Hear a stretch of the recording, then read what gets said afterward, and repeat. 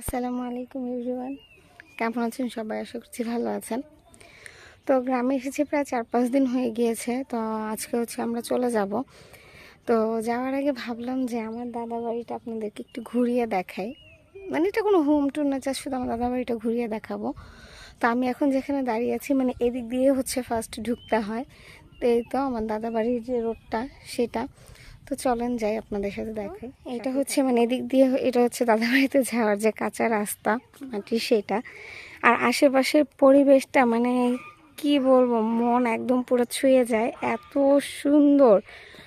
আর বাড়ির পাশেই তো চক বলে এটাকে, চক। আর এই তো গাছপালারই তো আমাদের বাড়ি, যে বাড়ি আসলে গ্রামের বাড়ি তো। আর এখানে তেমন কেউ থাকেও না, শুধু আমার ছোট চাচা থাকে। চাচা ঢাকাতে থাকে আর শুধু চাচি থাকে, এই আর কি। তো আর দেখেন এখানে বাড়িতে ঢোকার পথে কি সুন্দর ফুল ফুটেছে, মানে অনেক সুন্দর লাল লাল ফুল। এগুলোকে কী ফুল বলে জানি না। তো যাই হোক, এই তো এদিক দিয়ে সোজা গিয়ে আমার দাদার পুরান বাড়ি, সেটা আপনাদের সাথে পরে দেখাবো। আর এই তো আমার ছোটো চাচার বাড়ি, চলেন ঢুকি। তো এই তো গিয়ে বাড়ির ভেতরের সাইডটা। আর এই পাশটা গিয়ে মানে শাকসবজি লাগে, খালি পড়ে আছে।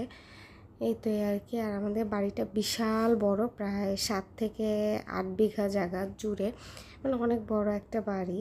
আর এই সাইডটাতে এই তো হাঁস মুরগি রাখার জন্য ছোট্ট করে একটা ঘরের মতো করা আছে। আর এটা গিয়ে রান্নাঘর। আর এই তো সামনে গিয়ে পুকুর।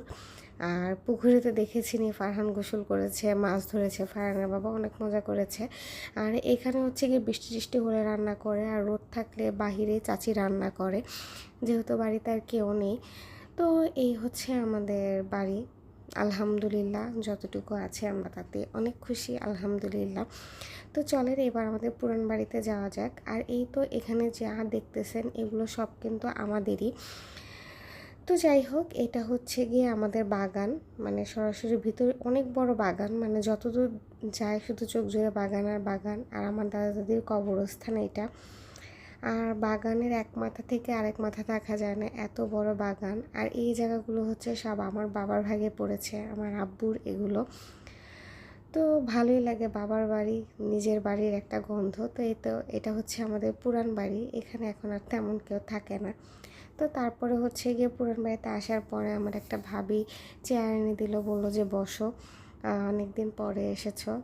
আর যেহেতু আমরা চলে যাব, আর এই বাড়িতে তেমন কেউ থাকে না, আব্বুর মানে আমাদের একটু দূরের, মানে আব্বুর চাস্তো ভাইয়ের ছেলের ঘরের বউ বা এই টাইপ ওনারা থাকে। তো যার কারণে এই বাড়ির ভিতরে তেমন একটা আসা হয় না, হয়তো বা দাদা দাদি বেঁচে থাকলে এখানেই আসতাম। তো যাই হোক, এই ছিল আমাদের বাড়ি। তো কেমন লাগলো অবশ্যই জানাবেন, আর সবাই ভালো থাকবেন। আল্লাহ হাফিজ।